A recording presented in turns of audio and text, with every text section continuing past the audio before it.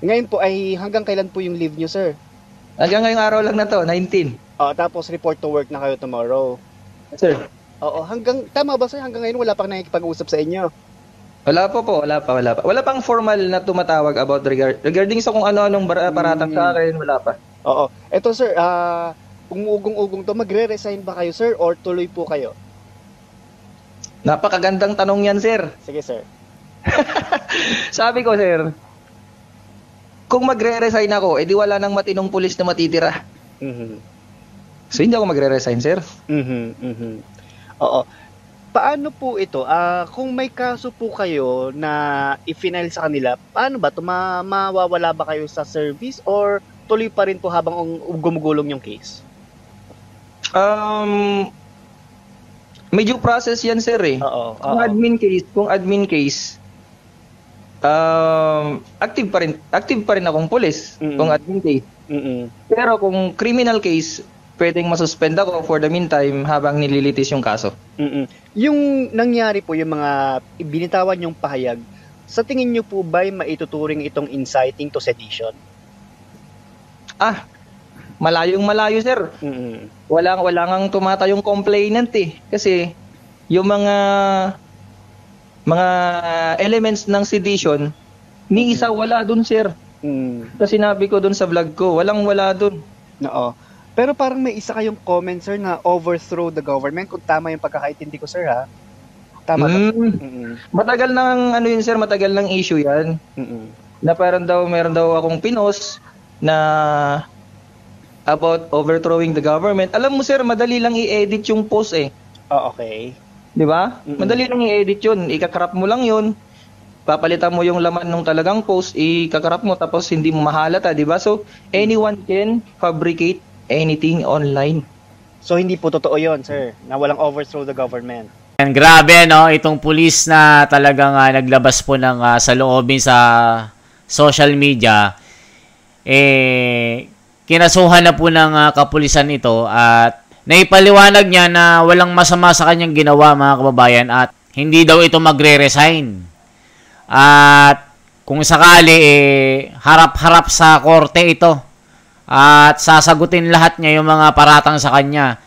Sinabi niya sa kanyang interview, mga kababayan, ay hindi daw siya magre-resign. Sino na lang daw ang matitirang mga matitinong pulis? Pag nawala daw siya sa serbisyo, wala nang mga pulis na matitira, mga kababayan.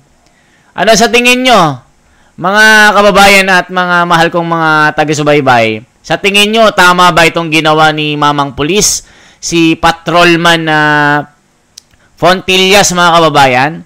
So, pakinggan po natin itong balita dito sa Net25. Ano ba ang sinabi ng kapulisan dito? Kasi, syempre, baka napanood nyo na, kinasuhan po ito ng inciting to sedition.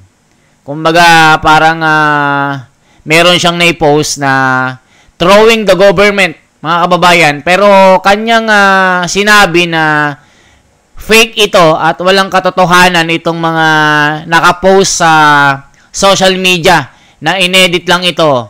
Ayon sa kanya, isang paratang ito, mga kababayan. Panoorin po natin itong balita dito ng Net25. Ano na ba ang update?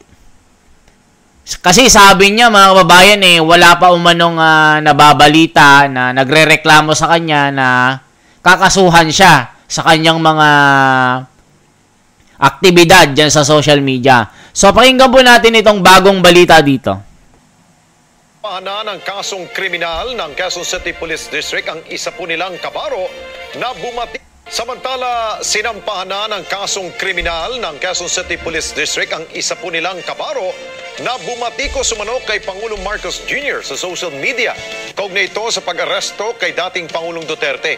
At ayon sa pambansang pulisya, isa sa ilalim din sa neuropsychiatric stress ang naturang pulis upang matiyak na may kapasidad pa siyang manatili sa serbisyo.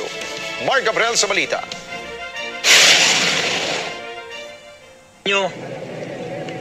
Kahit presidente ka pa ng Pilipinas, kung mali yung utos mo sa akin, hindi kita susundin. Sino ka ba para sundin ko, di ba? May tama daw ako eh. May tama daw ako. May tama ka, sir. Kasong inciting to sedition ang isinampa ng Quezon City Police District laban kay Patrolman Francis Steve Pontanillas dahil sa hayagang pagtuligsa nito kay Pangulong Ferdinand Marcos Jr. sa social media. Dahil ito sa pagkadismaya niya sa pag-aresto kay dating Pangulong Rodrigo Duterte noong nakaraang linggo.